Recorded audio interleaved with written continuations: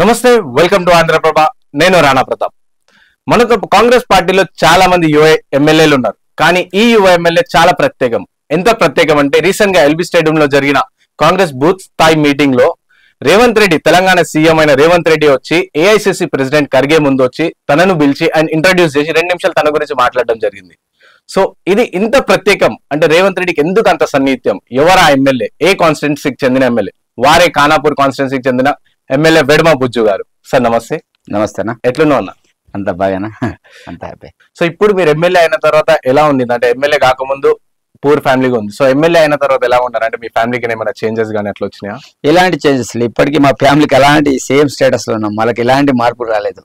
ఈ రోజు నాకు ఒక 2 గన్మెన్లు పెరిగింది తప్ప ఏం లేదు. ఇప్పుడు ఎమ్మెల్యే అయిన తర్వాత మామూలుగా ఒక కిరాయి ఇంటికి వెళ్ళడం అనేది జరిగింది. కొంత మనకు అఫీషియల్స్ వస్తారు, వీళ్ళు వాళ్ళు వస్తారు కాబట్టి ఆ ఇంటి వెళ్ళడం జరిగింది తప్ప ఎలాంటి మార్పు లేదు. ఇప్పటికీ మేము ఇంటి ఊరికి పోతే అక్కడ అదే ఇంట్లో ఉంటాం, అదే ఇంట్లో ఉంటాం. ఎలాంటి మార్పు లేవు. అంటే మా దారిలో ఎలాంటి మార్పు రాలేదు కూడా. ఇంకా ఒక గవర్నమెంట్ జాబ్ ఉందంటూ అన్నట్టు విన్నాం మేము. సో అవునా? అంటే ఆ జాబ్ రిజైన్ చేసి మరి పొలిటిక్స్ లోకి వచ్చారు. ఎందుకు అంటే అంత మేజర్? అంటే గవర్నమెంట్ జాబ్ అని సెటిల్డ్ జాబ్ అని అనుకుంటాం. వాస్తవంగా గవర్నమెంట్ జాబ్ లో అక్కడ నేను ఐటీలో పనిచేసే క్రమంలో చాలా మంది నా దగ్గర అర్జీదారులు వస్తుండే వాళ్ళు. ఆదివాసులు కావచ్చు, లంబడి సోదరులు కావచ్చు, అదేవిధంగా ఇతర కమ్యూనిటీస్ వాళ్ళు కావచ్చు, నాన్ ట్రైబల్స్ కావచ్చు, చాలా మంది నా దగ్గర. వాస్తవంగా ఉద్యమకారుల ప్రధానమైన లక్షణం ఏంటిదంటే వాస్తవంగా పని ఇక్కడ అఫీషియల్ గా పని చేయడం ఎవరు కూడా ఉద్యమకారులు ఇష్టపడరు. అంటే అప్పర్ హ్యాండ్ ఉండాలని కోరుకుంటారు. ఆ క్రమంలో నేను ఐటీలో పనిచేయగా చాలా మంది అర్జీదారులు వస్తుంటే ఆ సమస్యకు పరిష్కారం చేయడం నేను కాదు, నాతోటి కాదు. అక్కడ ఎవరు చేయాలి? ప్రాజెక్ట్ ఆఫీసర్ పిఓ చేయాలి. మరి చెప్పినట్టు అయితే కాదు. అంటే ప్రతిదీ కూడా పని కాదు. ఏదో చిన్న చిన్న సమస్యలు అయితే కావచ్చు, కానీ పెద్ద పనులు మాత్రం కావు. కాబట్టి ఆ క్రమంలో చాలా రకాలుగా ఇక్కడ ఉండి కూడా మనం ఏం చేయలేని పరిస్థితిలో సరే రాజకీయాలకు వెళ్తే మనం వడ్డించే స్థానంలో పోవాలని ఒక ఆలోచన వచ్చినప్పుడు ఆ రోజులో గౌరవ ముఖ్యమంత్రిని ఆ రోజుల్లో పిసిసి ప్రెసిడెంట్ గా 2-3 సార్లు కలవంగా నన్ను యాక్సెప్ట్ చేసిండు. నా బ్యాక్గ్రౌండ్ చూసిండ్రు, నా నేపథ్యం కావచ్చు, సామాజిక వర్గం కావచ్చు, అన్ని రకాలుగా చూసుకొని మనల్ని రాజకీయాల్లో సరే వాళ్ళు యాక్సెప్ట్ చేశారు. అప్పుడు ఇమీడియట్లీ పార్టీలో జాయిన్ కావడం అనేది జరిగింది. ఇంద్రుడి తల్లిదండ్రులతో రాజకీయ ప్రస్థానం నాది స్టార్ట్ అయింది.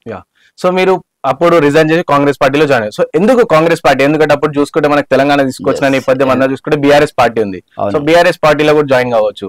సో మళ్ళా ఒకవేళ ఇది దళిత ఒకవేళ ఆదివాసీ సంబంధించి బీఎస్పీ పార్టీ ఉంది. సో అటు కూడా జాయిన్ కావచ్చు. ఎందుకు కాంగ్రెస్ పార్టీ ఎందుకు చూస్ చేస్తారు? ఇది చాలా మంచి ప్రశ్న అన్న. కాంగ్రెస్ పార్టీలో జాయిన్ కావడానికి ప్రధానమైన కారణం ఏంటిదంటే వాస్తవంగా కాంగ్రెస్ పార్టీ స్వాతంత్రం తీసుకొచ్చింది. కాంగ్రెస్ పార్టీ బీద బడుగుల వర్గాలకి అన్ని రకాల ప్రభుత్వ సంక్షేమ పథకాలు తీసుకొచ్చింది కాంగ్రెస్ పార్టీ. ఈ రోజు నేను ఉన్నటువంటి ఇల్లు ఇందిరమ్మ ఇల్లు కాంగ్రెస్ పార్టీ ఇచ్చిన ఇల్లే. అదేవిధంగా మా ప్రాంతమే కాదు, తెలంగాణ రాష్ట్ర వ్యాప్తంగా ఆదివాసుల దగ్గర ఇల్లు ఉన్నాయంటే కాంగ్రెస్ పార్టీ ఇచ్చిన ఇల్లే తప్ప వేరే ఇల్లు లేవు. అదేవిధంగా పోడు భూములు ఇచ్చింది కాంగ్రెస్ పార్టీ. నేను డైలీ ఉపాధి సంపత్తి చేసిన వ్యక్తిని. నేను ఆ రోజులో కాలేజ్ టైంలో కావచ్చు, ఇంటర్మీడియట్ టైంలో కావచ్చు, మా అమ్మ నాన్నతోటి నేను కూడా గడ్డపార పట్టి ఉపాధి పథకం చేసిన వ్యక్తిని.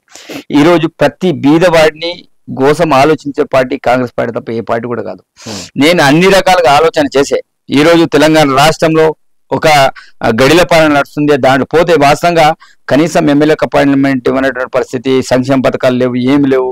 వాస్తవంగా కాంగ్రెస్ పార్టీ హయాంలో ఐడియాలు ఏర్పడినాయి. మరి దాంతో పాటు ఐడియాలతో పాటు చాలా రకాల గ్రామాలకు రోడ్లు కావచ్చు, పాఠశాలకు చాలా రకాల ఏది చేసినా గతం చేసినా కనబడతాయి తప్ప ఎక్కడ కొత్త ఏవి కూడా కనబడాయి. కాబట్టి కాంగ్రెస్ పార్టీ అన్ని కుల మతాలకు అతీతంగా పోయేటువంటి కాంగ్రెస్ పార్టీ కాబట్టి అలాంటి పార్టీ అంటే ఇష్టమనే ఆలోచనతోటి మరి స్టేట్ లో కూడా గౌరవ ముఖ్యమంత్రి ఒక స్టేట్ అంటే ఒక నిజంగా అధికార పక్షాన్ని ఏ రకంగా పసిగట్టి ఏం చేయాలో అతనికి బాగా టాలెంట్ ఉన్న వ్యక్తి కాబట్టి ఆ మూమెంట్ లోనే రేవంత్ అన్న కూడా ఒక పికప్ మూమెంట్ ని తీసుకొచ్చారు. కాబట్టి నిజంగా అతని యొక్క యాటిట్యూడ్ నాకు నచ్చడం కావచ్చు, అదేవిధంగా పార్టీ మీద అభిమానం కావచ్చు, ఈ రెండు కూడా కలిసి వచ్చినాయి. సో మీరు ఇంకా ఇందిరమ్మ ఇంట్లోనే ఉన్నాము అన్నది చెప్తారు. సో మీరు ఇప్పుడు అధికారంలోనే ఎమ్మెల్యే. సో మీరు ఎన్ని ఇందిరమ్మ ఇండ్లు ఇస్తారు?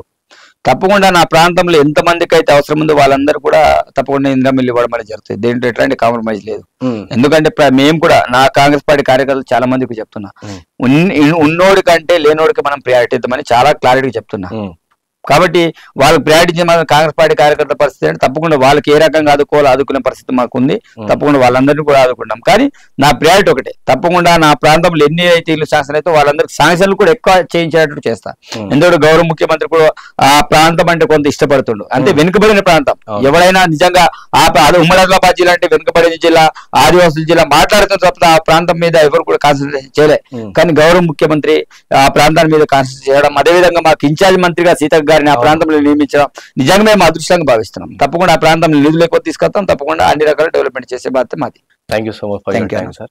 Thank సో చూసారుగా, ఇది మన వేడమ బొజ్జు గారు చెప్తున్న వర్షన్ ఏంటంటే, నేను ఒక ఆదివాసీ కుటుంబం నుంచి వచ్చిన వ్యక్తిగా అండ్ ప్రజల మంచిగా, ఎందుకంటే నిరంతరం 24/7 కూడా ప్రజల్లోనే ఉంటాను, ప్రజల కోసమే పనిచేస్తా అని చెప్పేసి చెప్పడం జరుగుతుంది. సో రేపు మరొక ఇంటర్వ్యూ మీ ముందుంటాం. అప్పటివరకు చూస్తూనే ఉండండి ఆంధ్రప్రభ.